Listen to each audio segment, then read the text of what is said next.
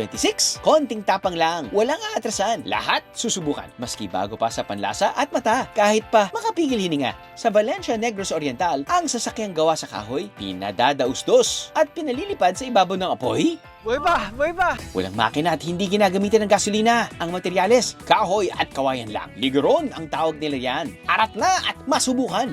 Ito, kasi talagang ginagano talaga yung utak ko. Puputok yung utak ko. Sa sobrang sikip. Medyo masikip. Pero kakayanin yan. Okay lang, Try lang naman natin. okay lang, subukan lang. Sample lang naman. Subok lang naman natin eh. Sample lang naman eh. Pwede naman tayo makahanap ng malaki. Larga na, Bieros.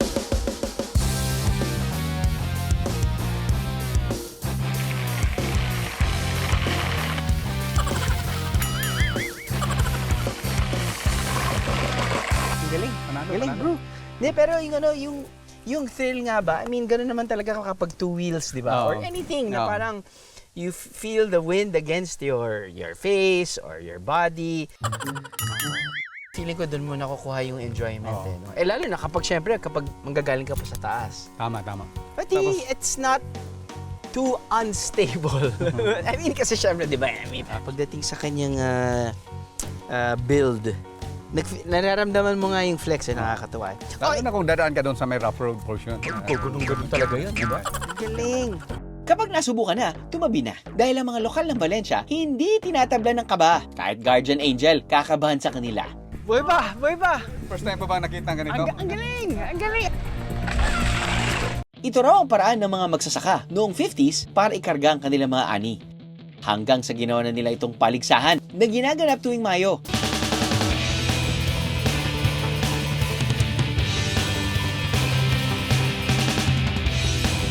Alang, parang papunta ng palengke. Magpapauli ba naman ang over sa competitive ng mga Aries? Adventure naman nila is going to be fun and creative, masaya, maraming movement, fun. Hindi pa daraig sa usaping exciting at creative ang Mother of all festivals ng bansa. Pero ang pasiklaban dito, hindi natatapos sa isang bagsakan, kundi inaabot ng 6 na buwan. Makulay na mga kasuotan, masiglang indakan, at maindayog na tutugan. Yan ang Kalibo Santo Niño Ati-Atian Festival ng Aklan. Pinakaabangan tuwing buwan ng Enero, ang Kalibo Sadsad Contest kung saan kanya-kanyang pasiklaban ng mga grupo sa sayawan. Ang pinaglalabanan, tumataganting na 1,000,000 piso lang naman. Uling ba yan na nilalagay nyo sa mukha nyo? Bakit nyo ba nilalagay yung Maging katulad po namin ng ating ITAS mga aitas na pinapaitim nyo? para maging katulad sa skin namin yung mga ITAS. So, kaya nga tinawag na ati-atihan.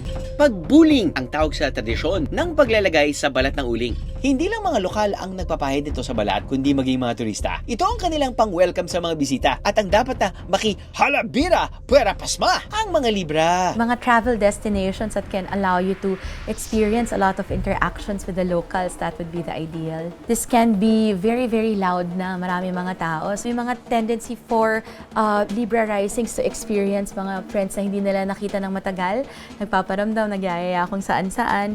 Bawat individual may papel sa piyestang nagsusumigaw ng pagkakaisa. Yun na yung time na umuwi na yung mga barkada namin, yung mga ibang mga kasama namin na abroad. Yun na yung magiging parang reunion instead of Christmas. Ang isang linggong selebrasyon, inaabot ng kalahating taong preparasyon. Grabe naman sa dedikasyon. Ito rin ang kanilang paraan ng pagpapakita ng debosyon sa tunay na bida ng selebrasyon, si Senyor Santo Niño de Calibo. Pero hindi tulad ng pista na isang beses ang taon. Ang pananampalataya naman ng mga Aklanon all year round. Marami kami. We believe na meron talagang power yung Santo Niño to heal, to grant wishes. At marami rin kasi kaming alam na nag-grant talaga yung wishes. Yan talaga hindi ko ma-explain. Every time you talk about Santo Niño, nagiging emotional. Hindi lang ako, marami kami.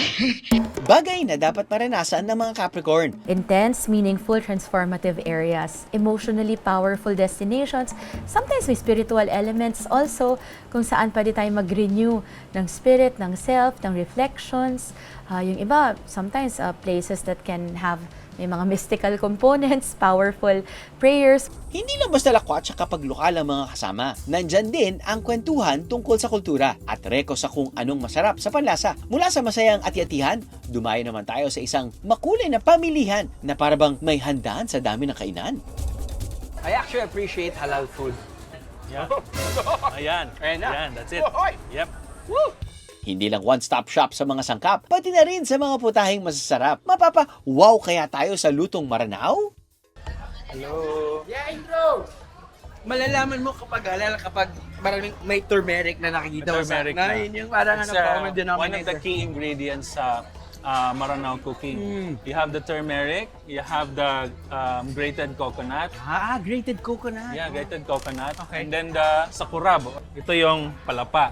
It's not Maranao if there's no palapa. With sakurab. Kilala ang palapa na laging present sa hapagkainan ng mga Maranao. Ipinapares ito sa mga traditional nilang mga pagkain. Pero wait, hinay-hinay lang daw sa paglagay. Dahil ang palapa may pagka-maanghang. Unang paparesa niyan, ang chicken piyaparan. That's it, the perfect bite. Perfect bite. Right. And then dapat siya maanghang. Hindi ko ba nararamdaman yung anghang? You can always add more to make it more spicy. Sarap. Medyo- I like coconut. I love gata. I actually appreciate halal food. Yeah. Ayan. Ayan, that's it. Yep. Samot-sari pang lutong Maranao ang matitikman sa Cogon Market sa Cagayan de Oro. Diyan dapat palampasin ng mga Virgo. Virgos will enjoy group trips kung saan pwede talaga sila magkaroon ng mga sensory experiences. So, this would be with friends, barkada, travel with experiencing yung mga food trips. I am the meeting is a BIA. God!